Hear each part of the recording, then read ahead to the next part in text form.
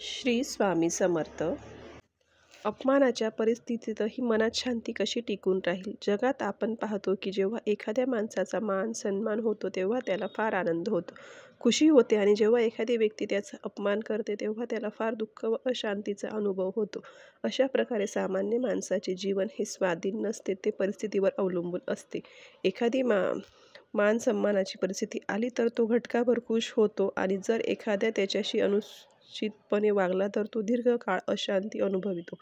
पण योग्याच्या बाबतीत तर हे प्रसिद्ध आहे की तो मान व अपमान दोन्ही परिस्थितीत समानरित्या खुश राहतो. म्हणून प्रश्न उद्भवतो की जो माणूस योगाद्वारे ईश्वरी आनंदात रमत राहू इच्छितो आणि पराधीन अर्थात सांसारिक परिस्थितीच्या अधीन होऊन राहणे इच्छित नाही, त्याला मान व अपमानाच्या परिस्थितीतही कोणती युक्ती अंमलात आणावयास हवी?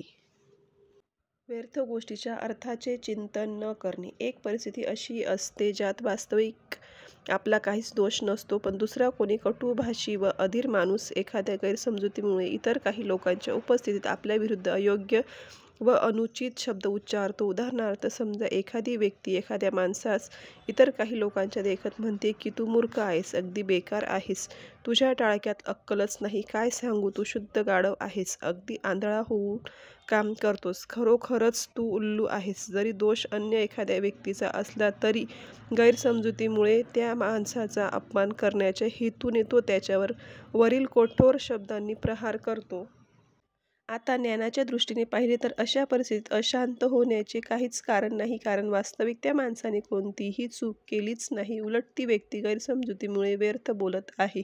तेव्हा व्यर्थ गोष्टीच्या अर्थाचे चिंतन का करावे? उलट त्यावेळी त्या माणसाने हा विचार करावयास हवा की ती व्यक्ती व्यर्थ बोलत आहे, कारण त्यात माझा काहीच दोष नाही. तेव्हा तिच्या व्यर्थ गोष्टीच्या अर्थाची मी चिंताच का करावी? श्री स्वामी समर्थ. व्हिडिओ आवडल्यास व्हिडिओला लाईक, शेअर, कमेंट आणि सबस्क्राईब नक्की करा. धन्यवाद.